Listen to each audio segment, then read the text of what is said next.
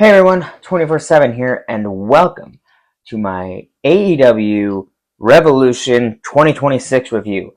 It's been a hot minute since I talked about AEW. It's been about a week. Last time I reviewed a pay-per-view, though, was Full Gear, I believe? I think it was Full Gear. I don't remember.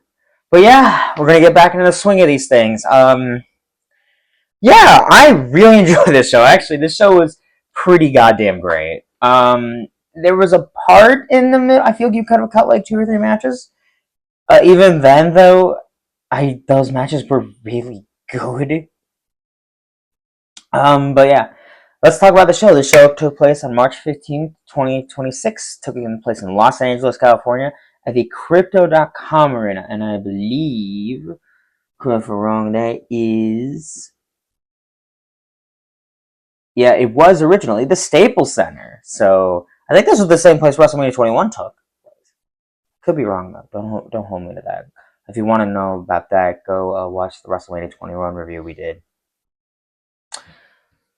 Anyways, with an attendance of 12,590. So let's talk about what the opening match was. Let's talk about the pre-show because we did do predictions for those. Boom and Doom beat the Infantry. Tag match was less than 10 minutes. The Big Justice speared Shane Taylor, and that was pretty cool. I'm not gonna lie. Willow defeated Lana Cross. That was good. We kind of expected that. Jack Perry won the national championship. He's the second ever national champion. Again, though, I don't care about this title. You can't make me care, dude. There's too many. There's too many titles, man. I can't do this, man. Anyways, let's start with the opening match of the main show. FTR, that's Cash Wheeler and Dax Harwood with Stokely, defending the tag team titles against the Young Bucks. This is their fifth time wrestling. I don't know who has the most wins currently in the series. But yeah, this went for a match I could not care about more into a match I loved by the end. It is a Young Bucks match. It is exactly what you think it is. It is big move, especially these guys stealing each other's finishers, big kickouts. It's exactly the kind of match you think these guys would have, and they're good at it. Why do you think the Young Bucks and FTR are put together a lot? It's because what they do wrestle, it is very good. They make good matches and they have really good chemistry. But yeah, there was great back and forth. I didn't know how I felt about them bleeding. I don't remember who bled specifically, but like, yeah, didn't need the blood. Just saying it didn't need the blood. Save the blood for the main event. But yeah, this was a damn good match. Like I said, they stole each other's finishers a bunch. Stokely did get involved in the end, and it did cost the Young Bucks the win. But yeah, FTR wins with a great match. Honestly, I really like this match. I knew that we were gonna retain. I'll give the match four stars out of 5. This is a really good match. I highly recommend it. If you like good tag team wrestling, which I have been craving for WWE, I know I shouldn't compare the two. I shouldn't. Enjoy them what they are. However, I miss tag team wrestling. I love tag team wrestling. When it's done good, it's fucking great. There's almost nothing better. Almost. Anyways, but yeah, afterwards, guess who decides to make a return? It is, you think you know me. It is Adam Copeland and Christian Cage. Cage comes from behind and hits them in the back. And they had a little tussle on Dynamite, so I'm not sure what match we're getting. I think we're getting a three-way match? A three-way tag title match? I don't know. Whatever it'll be good. I'm excited for it. Me and Zach were kind of talking. We're thinking this is going to be the last run for Copeland and Cage, we think.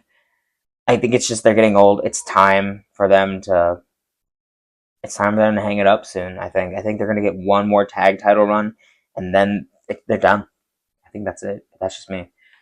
Next, Timeless Tony Storm took on Marina Shafir. Everyone was banned from ringside for this match. This is not a bad match. It was just kind of whatever.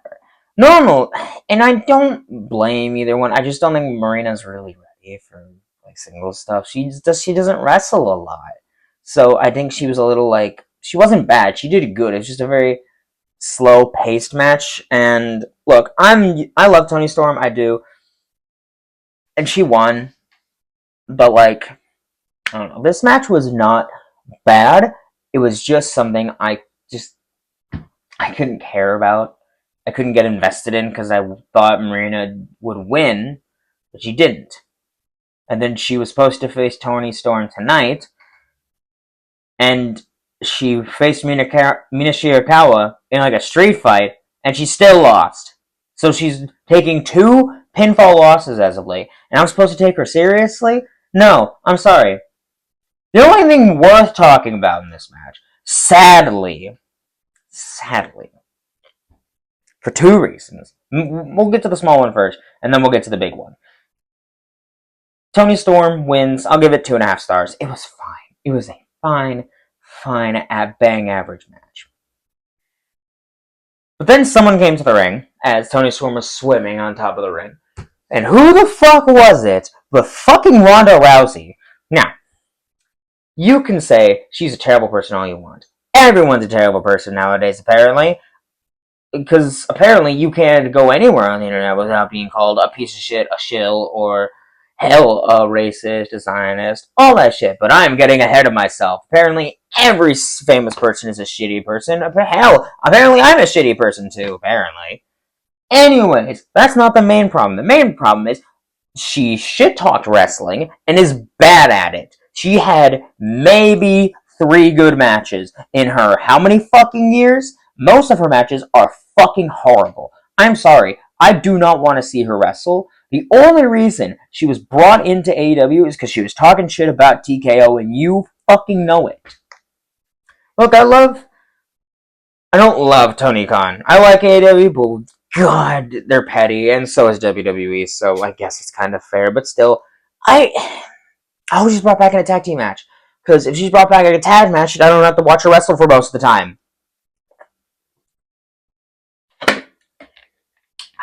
Sorry. I need to breathe.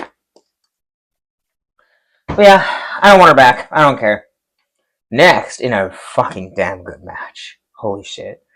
Jon Moxley defends the Continental Championship against Konosuke Takeshita. No time limit. This is fucking great. I love these 2 guys. They both have a very strong style type of wrestling. And weirdly, me and Zach Nair talked about this. Moxley didn't bleed. Takeshita bled, but not Moxley. Again, I don't know why people insist on bleeding everywhere all over my fucking ring. Like, guys, save it for the death match, please.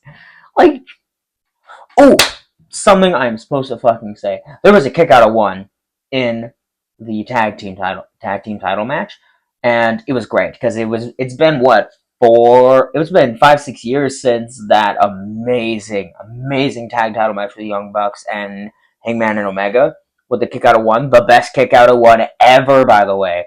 So it was a nice callback to that. We'll repeat that. I wanted to mention that for something for later about stuff kept repeating on the show that I didn't like. Anyways, these guys went back and forth. They just beat the shit out of each other, but there are a lot of matches on that. Like, there are 2 very different kind of matches on this, like that in the show. We'll get to the other one pretty soon here. But yeah, these 2 guys just have a very like strong style type of wrestling to them. Basically, you know how Jon Moxley wrestles. He's very like a tough guy. He's kind of like not how Roman Reigns wrestles. He wrestles how Roman Reigns thinks he wrestles. That's the funniest way I can think of it, actually. And Takeshita, he has that Japan strong style stuff. Again, if you I bet a lot of people who are watching this only watch AEW or watch only WWE. But if you watch both and you're the kind of person who's never watched AEW, look up Konosuke Takeshita. I am telling you, he is that fucking good. He is some guy you should be looking forward to for like the next 10 years of wrestling, because he is going to be a fucking star. But yes, this was a phenomenal match.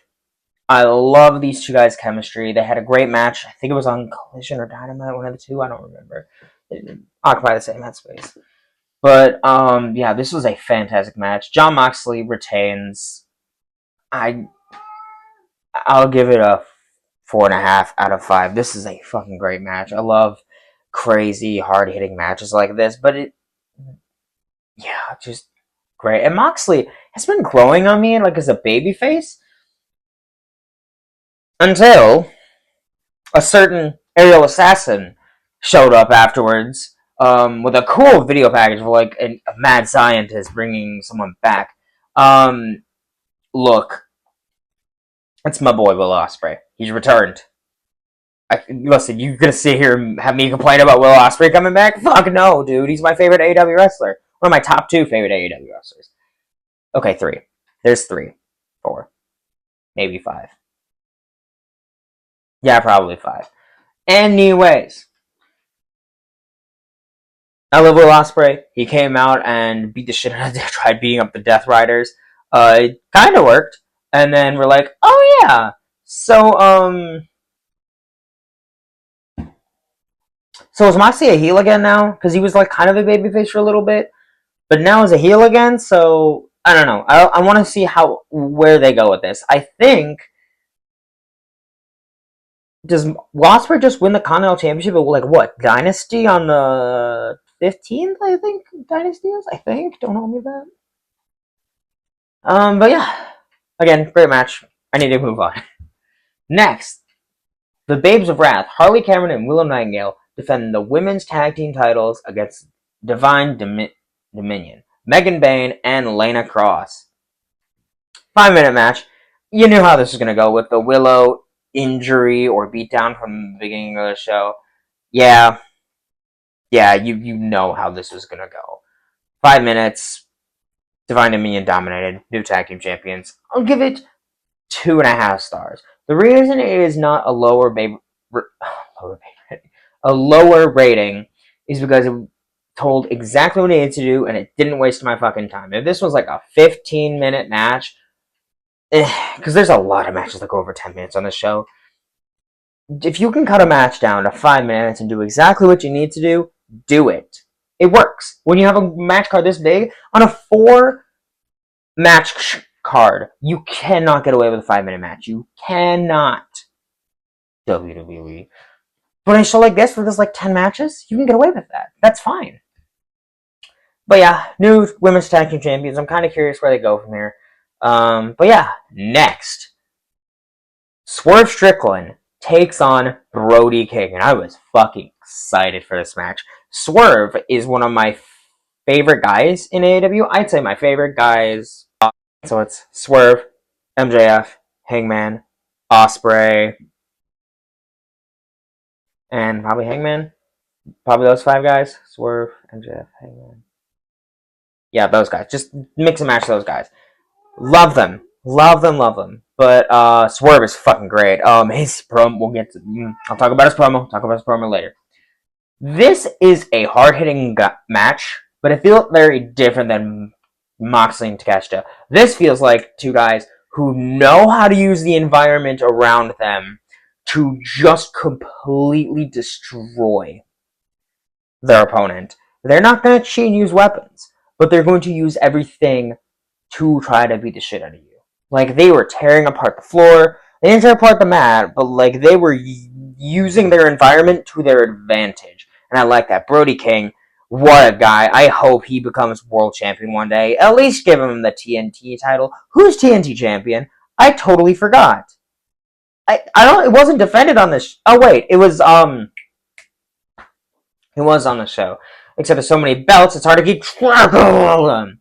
Anyways, great match. Great hard-hitting match. I love Swerve as a heel. He's good as a heel and a babyface. But they're not that different. And I like that. I love a wrestler who can do that. But Swerve picks up the win. No, to no surprise. He just turned freshly heel. They were going to have him lose. And Brody loses nothing in this match. I don't think by losing. But then, Swerve and Nana try to use a brick to take out Brody King. And then Kenny Omega comes back. And that's going to set up their match in Dynasty, which already might have a stipulation, which is crazy. So Swerve is apparently, after this match, the number one contender to the AEW World Championship. So, and then Swerve wants Kenny's EVP as well. So, basically, Swerve could be the next EVP of AEW and be number one contender. So, if that does happen, and let's say he does win at Dynasty, then he goes to like a Double or Nothing, challenges MJF almost definitely. I mean,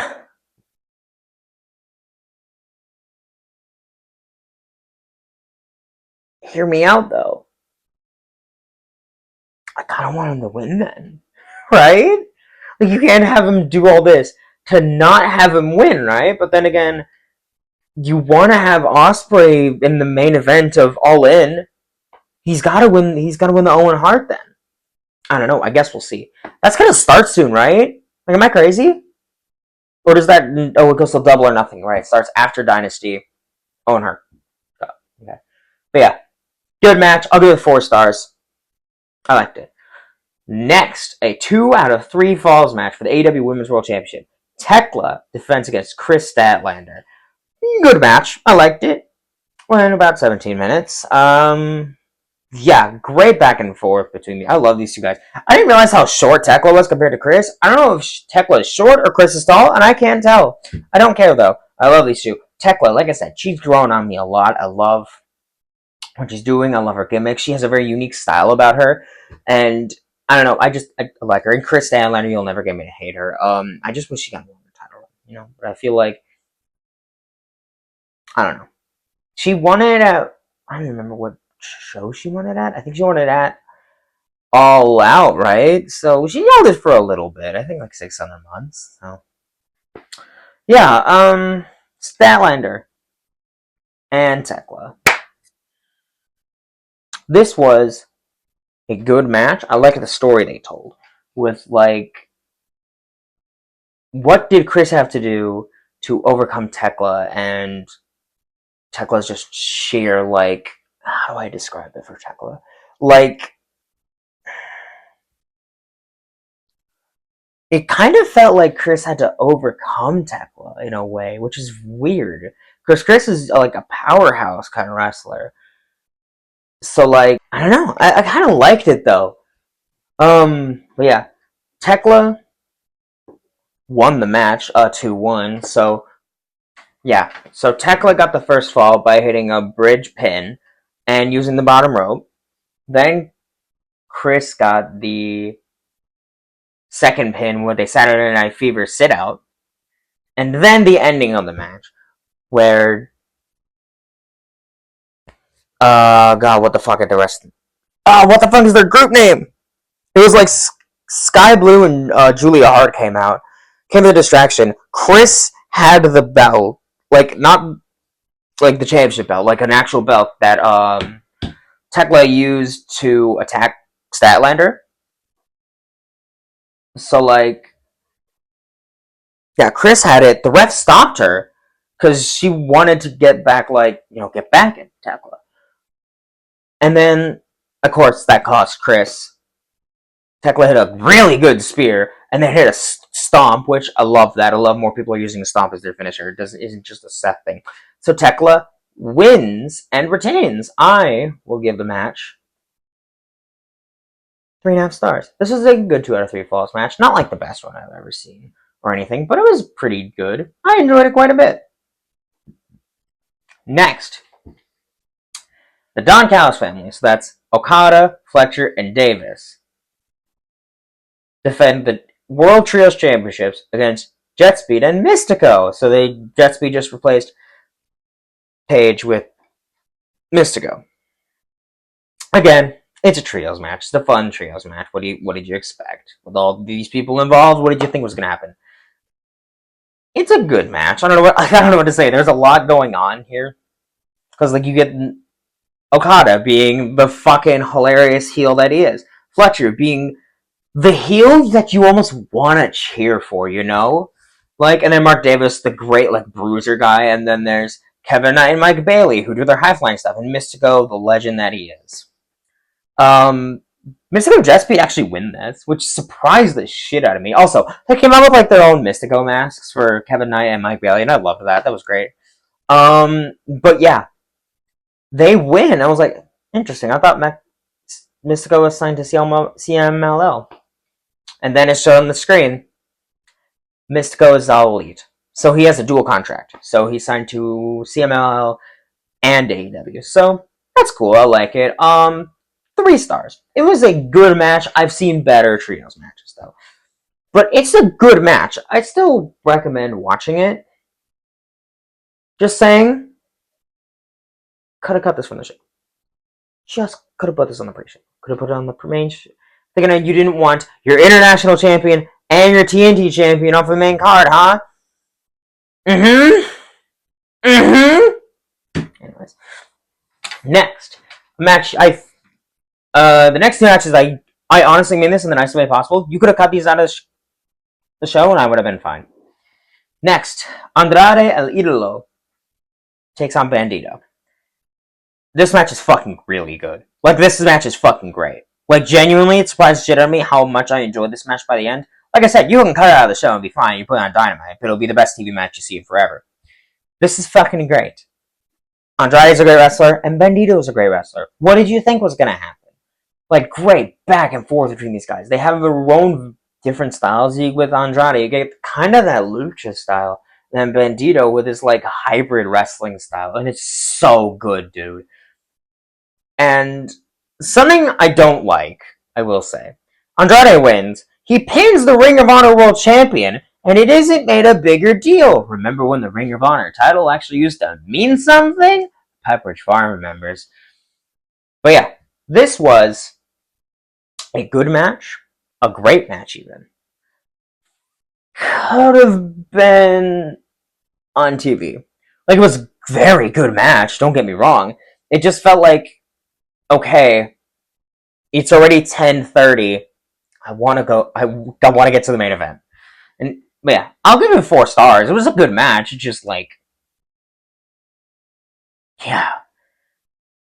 Next, another trios match. Tornado trios match.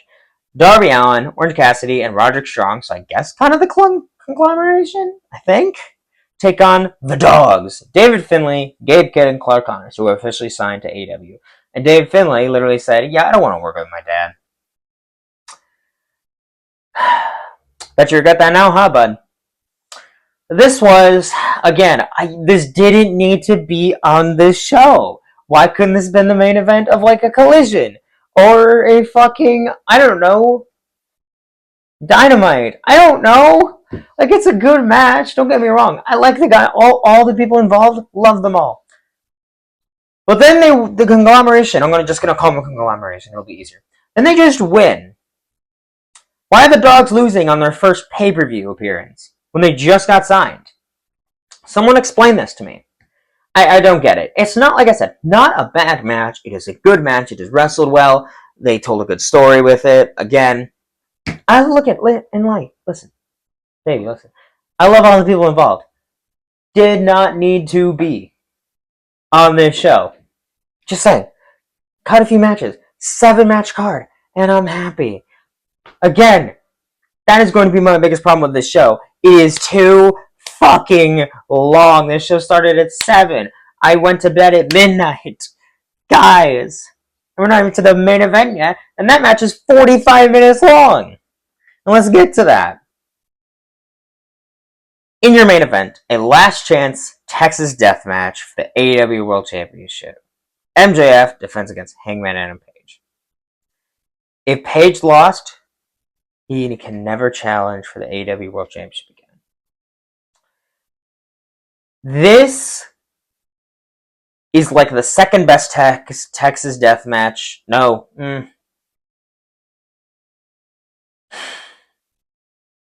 I don't know if this is the best Texas death match in AEW history. The three that I'm thinking of are Hangman and Swerve, Hangman and Moxley, and this one. This is a fantastic match. Great story, great character building. It starts with MJF running away. Speaking of, the opening packages are great. And I loved MJF's Terry Funk tribute. Grandfather of hardcore wrestling. Grandfather of the Texas Death Match, for fuck's sake. So that was a nice tribute. Yeah.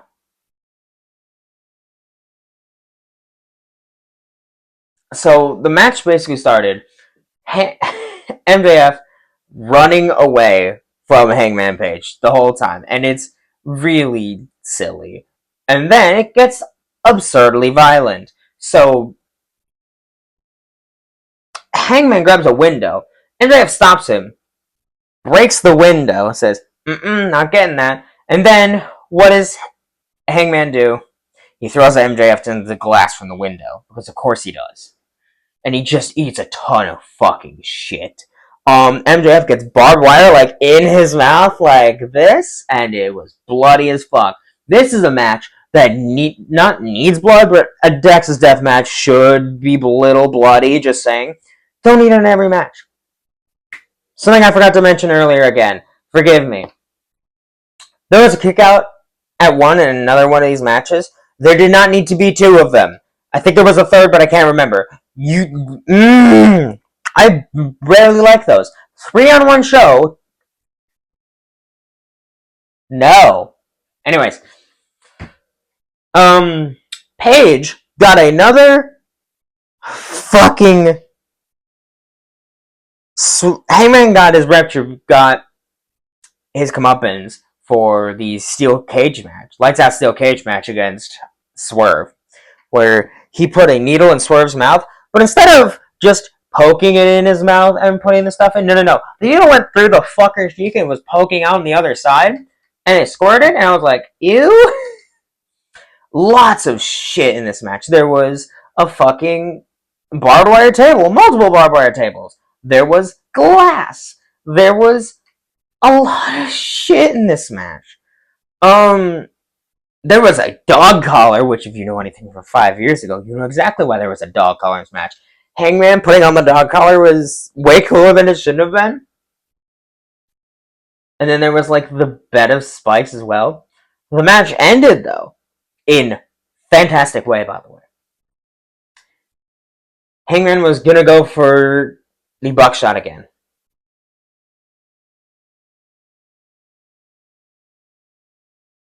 MJF blocks it, hangs fucking Hangman. Like Hangman was hanging, like Paige was hanging Moxley at All In. Paige could not answer the count of 10. Passed out. His face hit the fucking camera. So there was blood on the camera lens. That's crazy. That was cool. But Hangman and Paige can never challenge for the AEW World Championship ever again. Like ever again.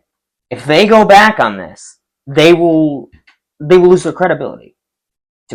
To me at least. Because you can't make that stipulation and just have him. You can't have him go back on it. You can't, because this is a gentleman's agreement, kind of like the Cody thing. But at least Hangman won the title. At least he won the title twice. But he's, what, 38? How old is he? I can check. 91. No, he's 34! He's still way mad young for a wrestler.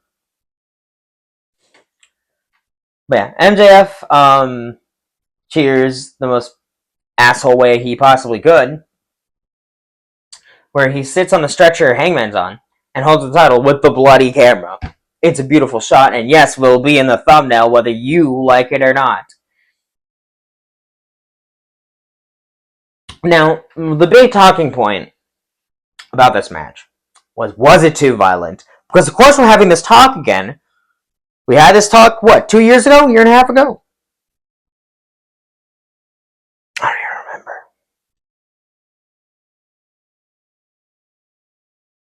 I think it was a year and a half ago. It had to have been. I do not remember. But anyways, it's not too violent. It's a Texas death match. What did you think? It was going to be sunshine rainbows. It's a Texas death match. Like, of course it's fucking violent. What the fuck did you expect? But yeah, it is a Texas death match. There's going to be shit tons of blood. There's going to be violent as hell. It is a death match. I can't repeat. I have to keep repeating it because I feel like I have to drill it into people's brains. Yeah, MJF wins 5 stars. It is a 5-star match. I love Texas Death Match. I love my slop. Just keep feeding me it, yes. Well, yes, I do like my trash wrestling. Why do you ask? And it's not even bad wrestling. It's just like, MJF, I'm curious to see where he goes as champion. I don't think he's losing it before All In. That's just me, because I think you could do MJF versus Will Ospreay, because I don't know why I'm so set on Ospreay being in the main event of All In. Because he has to win that world title soon, right? He has to. He's at a point where you just can't keep him away from it anymore. He could do something for the Continental title at Wembley. He could. And I'd be fine with that. I don't know. I do kind of want to see Swerve, though, with the title. That would be awesome. EVP Swerve as world champion, dude. It'd be like Omega as champion, but again, and different. The show as a whole, 8 out of 10. It was a damn good show. A little too long, too much bleeding. I think too many kickouts at one, really kind of, again, and a lot of matches that just could have been on TV. Could have been on TV. Just that simple. But yeah, those are my thoughts on AEW Revolution 2026. We got a lot planned. We have 2 videos in mind. 3, 4 videos. Zach has a video he wants to do. Then we have a video we're doing together. I don't remember what his video was. That'll be a surprise. But then, before WrestleMania, we have fucking Dynasty.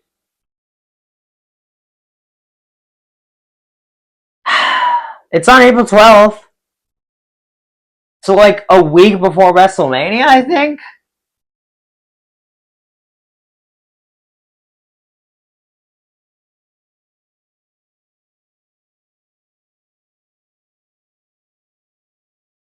Oh, it's a few days. It's literally a week before WrestleMania. So what you're telling me is I have to post the week before WrestleMania. I have to do All In predict. I have to do Revolution predictions. And then literally the week of WrestleMania, I have to do my Dynasty review. And then we gotta do the WrestleMania predictions that week. And then we gotta do. It's gonna be busy. Oh my god! But we have a project I'm excited for. I won't talk about it here. I gotta end this. So we will talk to you guys later. Thank you guys so much for watching. We see you guys for more awesome wrestling content. Yeah. See you guys.